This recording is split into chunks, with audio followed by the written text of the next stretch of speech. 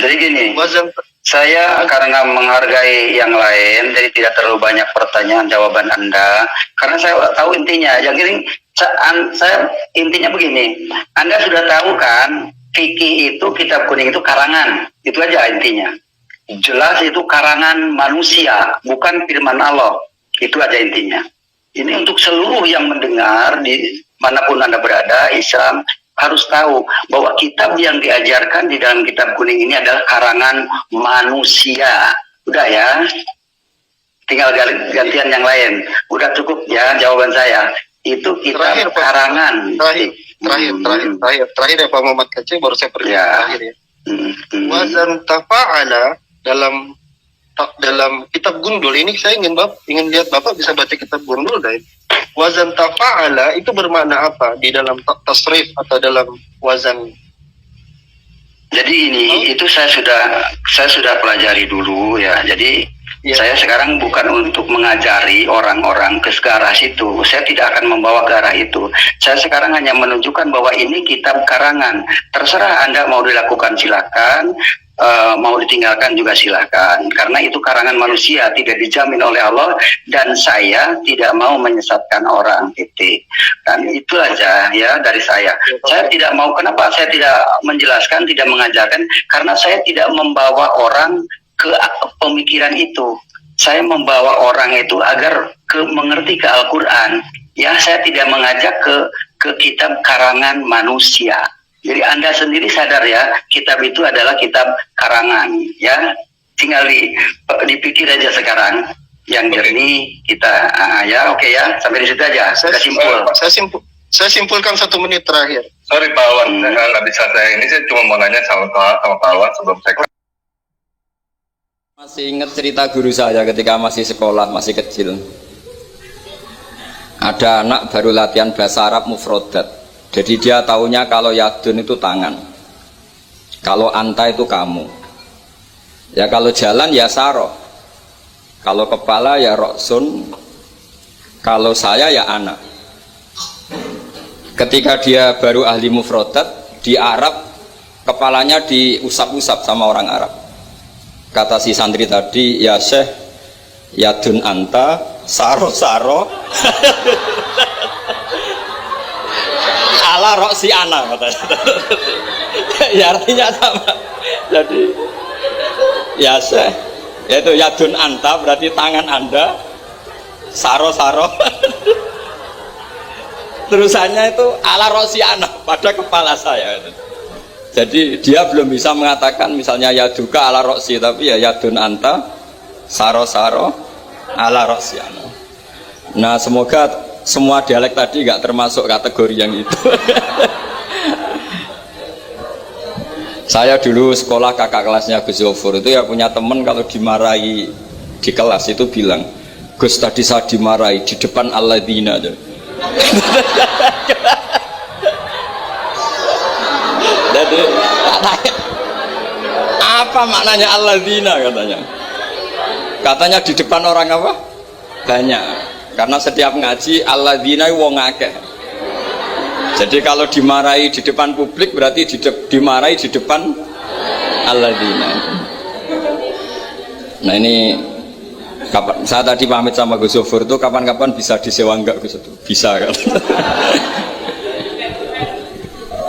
Ini menurut saya masalah yang lumayan serius. Saya pernah didolani lah sama Habib Soleh Alatas dari Tegal. Ternyata kru dari TV 7 atau kru dari Khazanah sering juga minta masukan dari beberapa narasumber untuk memberi penjelasan tentang tarikh sebenarnya, misalnya tentang Umar. Di sini biasanya khas ulama itu dilematis karena kalau ngasih biasanya pemeran perempuannya benar-benar perempuan. Jadi resikonya kalau cantik itu nanti jadi masalah ikhtilatur rijal wan nisa. Kalau tadi enggak, karena Anwar 3 bukan ya.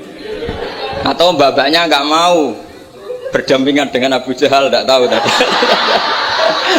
Jadi saya enggak tahu tadi pertimbangannya itu fikhan atau apa trauma ya, karena takut itu.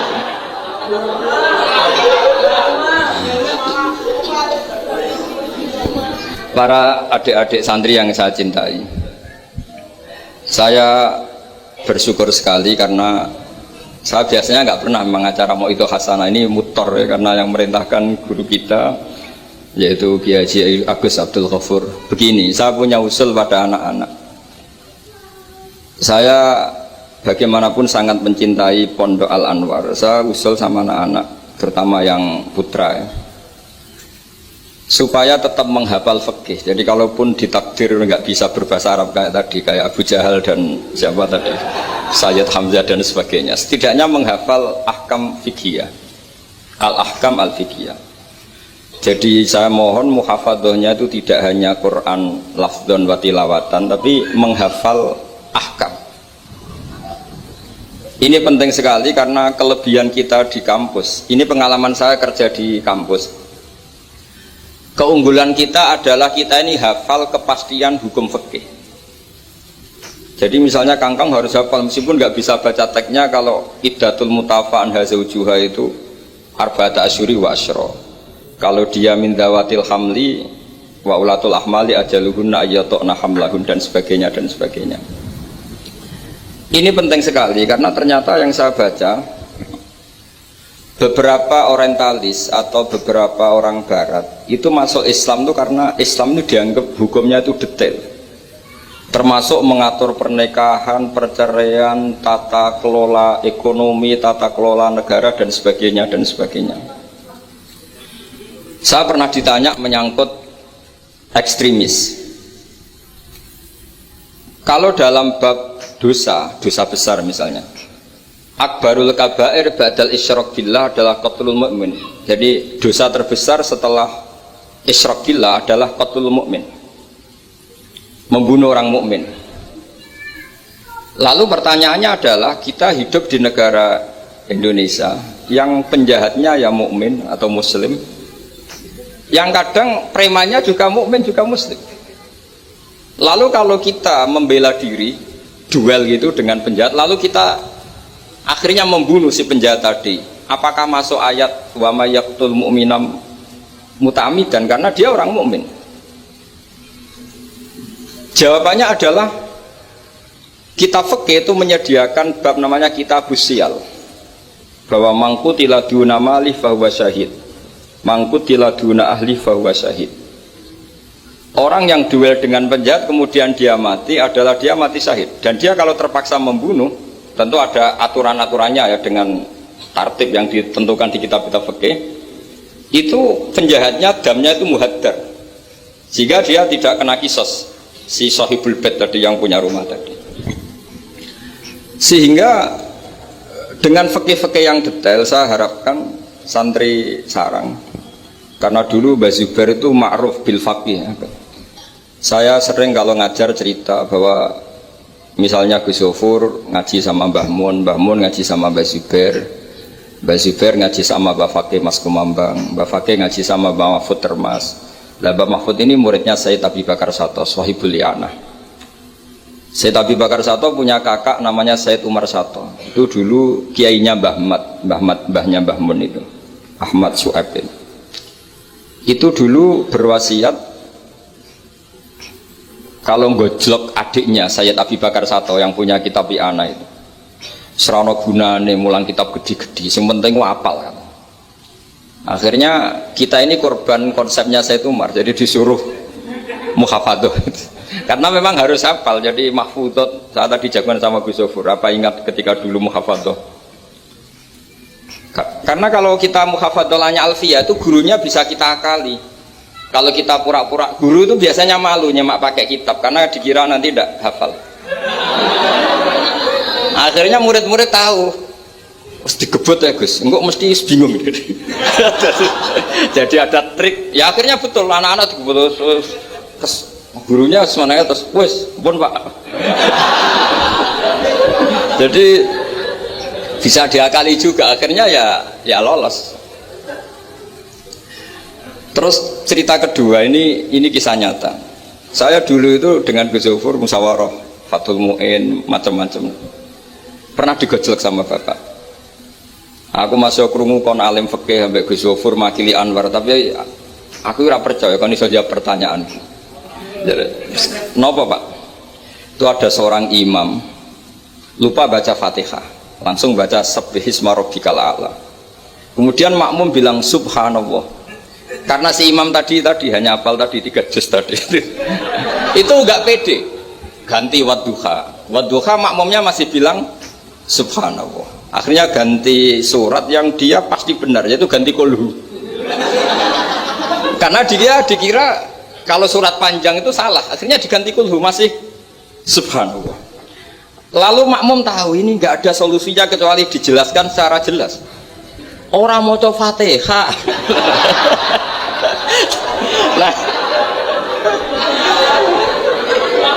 Lah itu fikih kita, makanya saya berharap nanti Gus Zofur juga ngarang fikih yang seperti ini. Apakah yang seperti itu membatalkan sholatnya makmum? Karena darurat. Hanya subhanallah nggak memahamkan. Dia mau tidak mau harus ngomong. Kalau masalahnya itu tidak baca Fatihah. Nah, ini nanti supaya jadi fasul masalahnya Anwar 3 itu kalam ini termasuk membatalkan apa? Tidak. Karena kalau cari padanan ayat Quran tentang Fatihah juga tidak yakin imamnya paham. Misalnya pura-pura baca walaqad atainaka sab'am minal mathani yang artinya Fatihah juga saya yakin imamnya juga gak paham. Jadi ini ada masail-masail fiqhiyah yang setelah ditanyakan memang fikih dulu itu tidak memuat. Kita harus kreatif, tapi bukan berarti merasa istihad untuk jawab beberapa pertanyaan. Terus cerita keempat, ini tentang guyonan-guyonan ilmiah. Dulu itu kata Mbah Mun itu sering cerita, dan ini etika modern ya, kebetulan norma modern dalam dunia akademik seperti ini, yaitu skeptisme. Jadi orang itu harus agak ragu kalau dengan pendapatnya. Ada seorang alim itu yakin kalau orang naik bulan itu tidak mungkin, karena dia percaya dengan teks Al-Qamar itu fisama irobiah. Tapi kata muridnya, itu Kiai Kudus, semuanya dua-duanya Kiai Kudus, itu Kiai terkenal semua. Kalau menurut muridnya pokoknya mungkin ya. Orang mungkin, terus dia cerita kola Rasulullah begini, panjang lebar. Itu bantah-bantahan itu sampai 3 jam, sampai mendekati fajar. Setelah dekati fajar kata gurunya, pokoknya cara aku gak mungkin. Terus muridnya bilang, alhamdulillah, ya ampun betul nopo-nopo. Gurunya janggal, kenapa kamu sekarang taslim padahal mulai tadi kamu terus bantah saya? Karena guru saya sudah bilang menurut saya, itu haknya guru kalau bilang menurut saya. Tadi Anda bilang, Pak Guru bilang pola Rasulullah, itu Rasulullah itu milik kita semua, jangan-jangan tafsir guru salah, makanya saya bantah terus. Jadi itu nih. Tapi kalau sudah menurut saya, sudah itu menurut guru. Kalau tapi bilang kalau pola Rasulullah gini-gini, bisa saja guru salah dalam menafsirkan pola Rasulullah. Ini penting sekali dalam ulumul Quran. Saya yakin Gus Zofur lebih tahu. Misalnya begini, saya sering kali digugat oleh para saintis, Pak Bahak, dalam proses embriologi itu tidak ada min alakir segumpal darah. Yang ada dalam embriologi itu alak itu ya semacam zigot yang nempel di dinding rahim, kemudian itu yang nanti jadi janin. Kalau segumpal darah ya orang keguguran. Nah, terus saya tanya, apa ada di Quran itu segumpal darah? Kata dia ada min alakin. Saya bilang, saya ini hafal Quran, tidak ada kata segumpal darah. Kalau min alakin ada kata saya. Terus, tapi kata kiai-kiai itu begitu apa? Ya tapi tetap Qurannya itu min alakin, bukan segumpal darah. Yang ada segumpal darah itu terjemahannya, bukan Qurannya kata saya. Ini penting saya utarakan. Nanti kalau terbukti secara sains bahwa nggak ada proses embriologi itu segumpal darah, itu yang salah bukan Qurannya. Tapi kita yang mengartikan bahwa alakin itu segumpal darah. Sehingga kalau kamu mengartikan alakin segumpal darah, kamu harus bilang ini menurut saya, bukan menurut Allah dan Rasul. Nanti kalau kamu bilang segumpal darah menurut Allah dan Rasul, berarti kalau penelitiannya salah, yang salah Allah dan Rasul. Nah, meskipun tentu sesuai ilmu balaghah bisa saja min alakin benar-benar maknanya segumpal darah, karena untuk litahjin atau untuk litakbeh supaya manusia tidak sombong, diceritakan dia diciptakan sejenis segumpal apa? Darah, bukan harus materinya dari segumpal darah, tapi sejenis itu. Ya untuk supaya manusia tidak sombong. Bisa saja kalau secara balaghah demikian. Ini kembali ke Umar. Tadi saya ketika melihat drama Umar tuh, Sayyidina Umar itu berkali-kali punya pendapat. Karena beliau tuh sering solid, sering akurat, sampai penggemar beliau mengintikan hadza maro'a Allah wa ro'a Umaru. Hadza maro'a Allah wa ro'a Umaru. Ini pendapat Allah dan pendapat Umar. Sampai Sayyidina Umar marah besar, la taqulu hadza hukmu wa hukmu Umar, walakin qulu hadza hukmu Umar. In kana sawaban fa min Allah wa in kana khata'an fa min Umar. Kamu jangan mengatakan kalau ini pendapat Allah, tapi katakan pendapat Umar. Jadi kalau benar ya min Allah, kalau salah dari apa? Umar. Tapi sekarang banyak beberapa organisasi ekstrim yang semuanya itu di atas namakan Allah. Mungkin Gus Zofur lebih tahu, lebih ngalami. Orang itu kalau benci seseorang yang kelas nasional, wah itu sudah dihujat, dimaki-maki. Kita yang menemani mereka itu juga dihujat. Wong fasik, wong keliru kok dikancani. Karena pikiran fikihnya adalah kita harus tafrik bainal haqqi wa bainal batil. Harus jelas ada demarkasi mana hak, mana apa? Batil. Itu fikih yang sementara kita pelajari. Sehingga mungkin orang enggak apa ya istilahnya akan menyalahkan lah saat kita bertemanan dengan orang yang macam-macam di Jakarta, apalagi orang liberal macam-macam. Tapi kalau sampean ngaji lagi di atas itu, misalnya belajar ilmu tasawuf, kita diajarkan kalau kamu berteman sama orang dolim, ma tadri ma da yuhtamu bih. Orang dolim itu kamu pun tidak tahu ma da yuhtamu bih. Jangan-jangan dia yuhtamu bi husnil khotimah. Kamu juga nggak pernah tahu ma da tuhtam. Apa kamu nanti tuhtam bi husnil khotimah apa suil khotimah. Sehingga orang-orang tasawuf itu melihat orang dolim ya tetap hormat, karena tidak tahu nanti akibatnya jangan-jangan dia husnul khotimah, kita yang suul khotimah. Ini penting bagi anak-anak Anwar 3, murid-murid Gus Zofur, sehingga orang-orang alim itu harus kamu beri ruang, meskipun secara zahir berteman orang-orang yang macam-macam, karena itu ada ilmunya. Kita tidak ngambil sikap, itu ada ilmunya. Makanya di kitab Bidayatul Hidayah, beberapa kitab tasawuf diterangkan, kalau kamu melihat orang fasik, jangan-jangan yuhtamu bi husnil khotimah. Kamu ndak. Kita ingat cerita Wahsy. Wahsy itu orang yang dilaknati Rasulullah karena qatilu Hamzah. Ketika Nabi aksara min la'nil kuffar, malah nazala qaulu ta'ala laisa laka minal amri apa? Syai'un aw yatuba alaihi. Dalam surat Ahzab, ketika Allah mensifati orang munafik, itu masih ada kata wa yu'adzibal munafiqina insya'a, masih ada kata au yatuba alaihi. Kemungkinan orang munafik adalah Allah menyiksa mereka insya'a atau memberi tobat. Sehingga banyak ulama, terutama guru kita Syekhina Kiai Maimun Zubair, itu berteman orang macam-macam nggak masalah. Dan kadang-kadang banyak menimbulkan kekecewaan. Ini nanti nggak ada tafrik bainal haqqi wa bainal batil. Nah, saya akan menjelaskan di sini bahwa itu ada ilmunya. Ada ilmunya. Banyak orang sing la'anahu Rasulullah. Bahkan da'a alaihi Rasulullah, kayak Wahsy, kayak Khalid bin Walid. Kaifa yuflifu qaumun fa'alu bi'aihim hakadha. Zaman itu binabihim hakadha.